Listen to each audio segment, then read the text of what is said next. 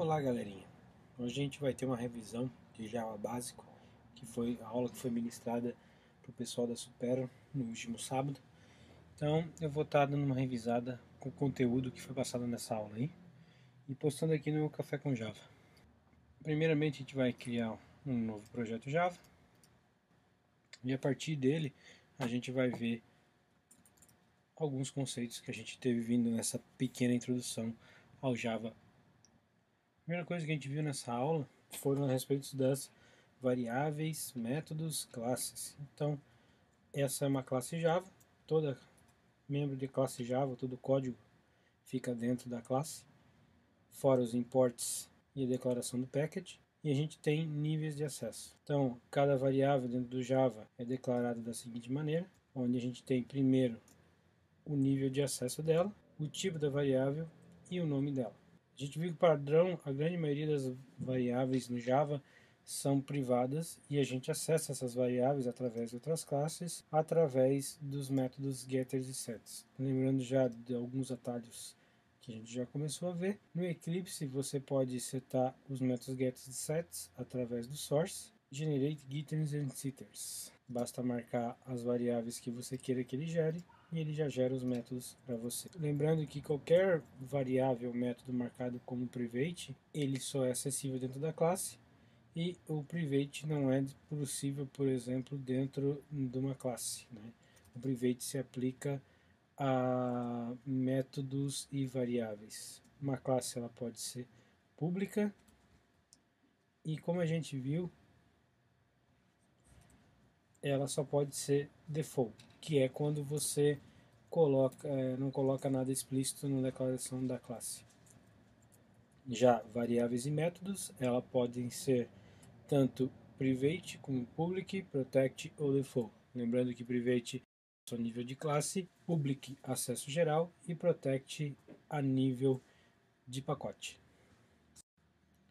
Aqui a gente tem os métodos, as declarações dos métodos começam com o nível de acesso dele, public, private, protect ou default, certo? Que é o tipo de retorno aqui que eu expressei na minha variável, seguido do nome do método, ok? Depois os parênteses e o corpo do método fica entre chaves.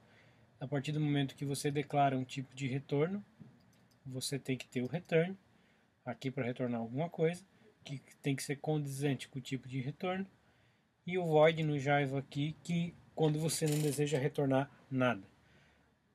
O seu método no Java pode receber parâmetros, sempre, se você quiser passar mais um parâmetro, basta separar eles por vírgula, sempre seguido do tipo do retorno e o nome da variável que vai ser o tipo de retorno.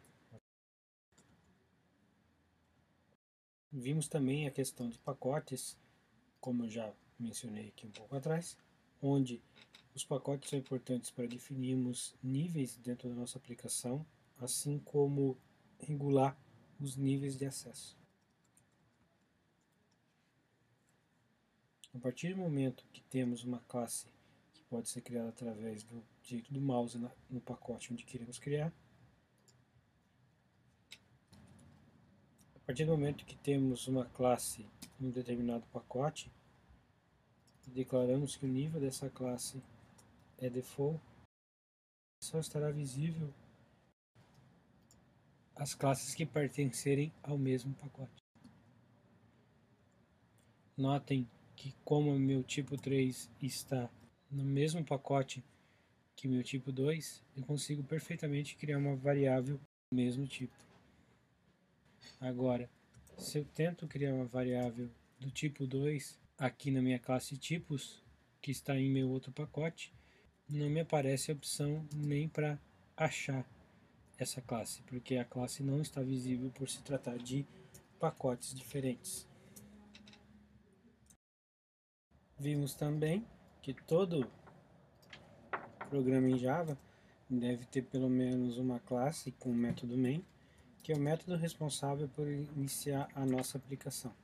Também a gente viu sobre como funcionam os métodos em Java. Além do método main, a gente viu também a respeito de variáveis estáticas.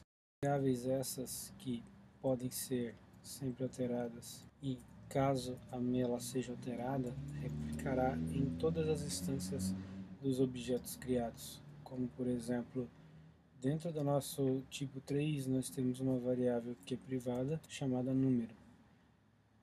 Vamos criar os métodos get e seed para que a gente possa acessar essa variável.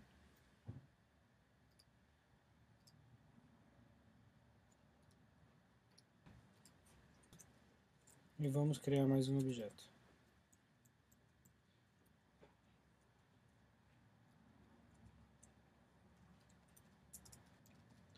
Para gerar uma saída em tela, usamos o sysout.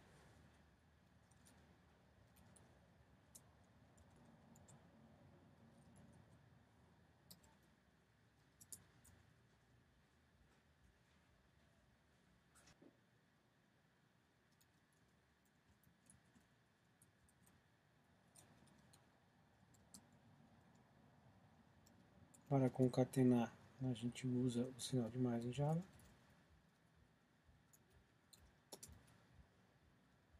Se a gente rodar agora essa aplicação, ela dá a saída 2 e 3.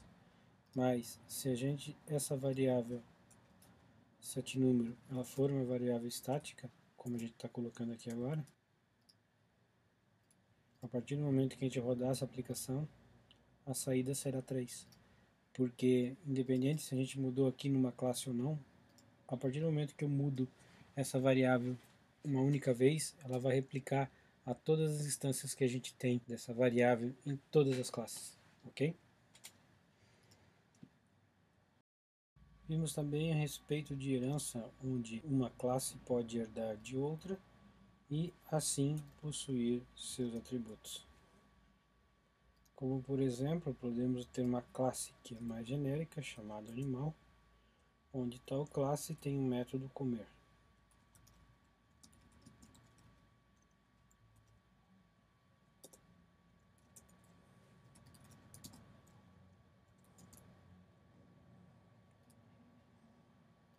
A partir do momento que eu tenho uma classe que herda da superclasse, como por exemplo cachorro, que pode herdar da classe animal, estender a classe animal, através do comando na classe extends, automaticamente a minha classe cachorro vai ter os mesmos métodos da classe animal. Então, a partir do momento que eu instancio um objeto do tipo cachorro, ele terá os métodos do pai.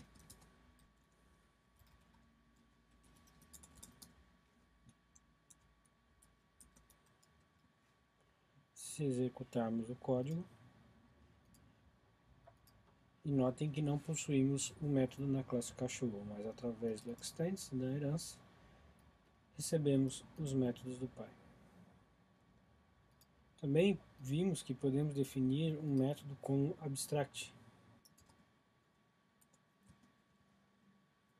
E a partir do momento que definimos um único método como abstract, a classe inteira torna-se abstract, apesar que podemos também ter métodos concretos dentro de uma classe abstract. A classe abstract não tem corpo, ela é determinada da seguinte maneira.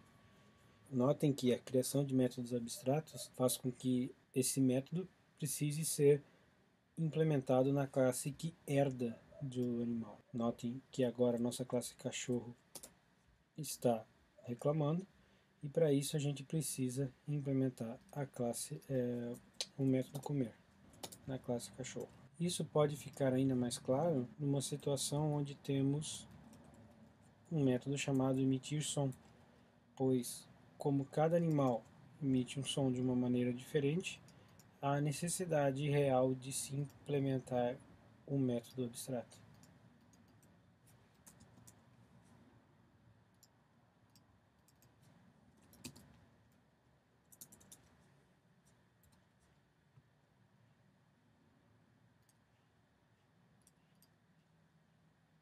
E a partir de qualquer animal que a gente crie a partir daqui, ele deve implementar seu próprio método para que cada um imita o som da maneira correta.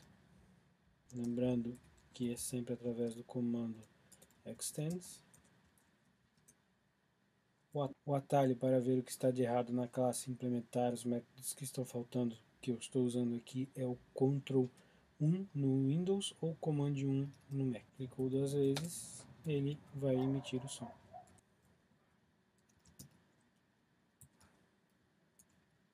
Vimos por último também em relação com as interfaces, para que classes que não herdem, por exemplo, do mesmo pai, dentre outras situações, possam implementar métodos em comum.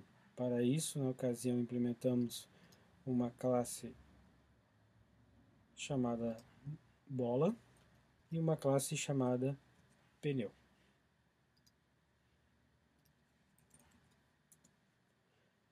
Bola e pneu talvez sejam classes que não tenham o mesmo pai. São derivadas cada um de suas propriedades, mas foi identificado no dia da aula que tanto a bola quanto o pneu necessitam de um método chamado rolar. Como as duas necessitam deste mesmo método, por exemplo, podemos definir uma interface que possua o método rolar e que seja obrigatoriamente através do contrato da interface implementadas em cada uma dessas classes.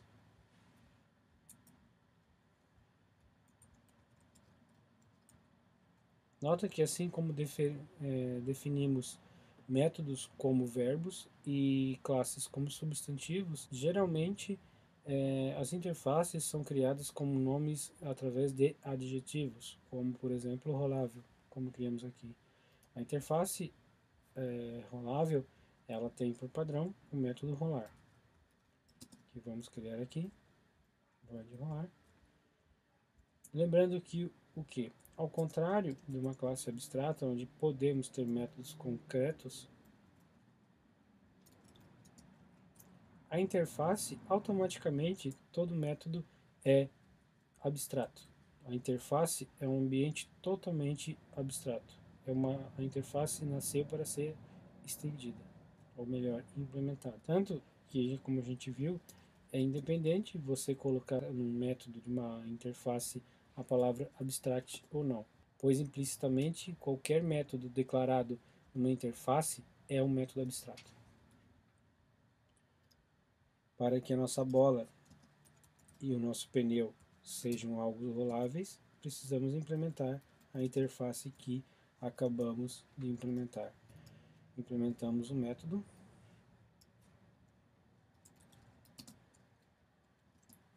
em cada uma das classes.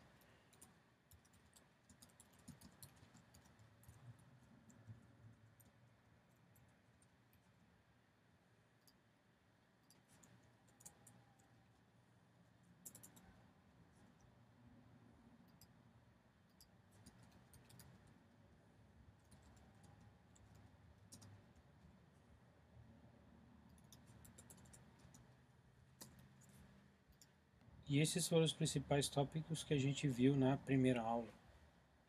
Então estudem e se preparem para a segunda aula. Para o pessoal aí que visita o site aleatoriamente, esse é um curso que a gente está dando para o pessoal em Blumenau, da Supero Tecnologia. E vocês podem acompanhar um resumo bem breve do que a gente está vendo, dos principais tópicos durante a semana. Espero que sejam úteis aí para vocês. No mais, obrigado por visitar o Café com Java. Curtem a nossa página no Facebook. Temos também nosso canal no YouTube. E espero que vocês gostem dessas aulas também que a gente vai estar postando aqui. Beleza, galera? Um abraço.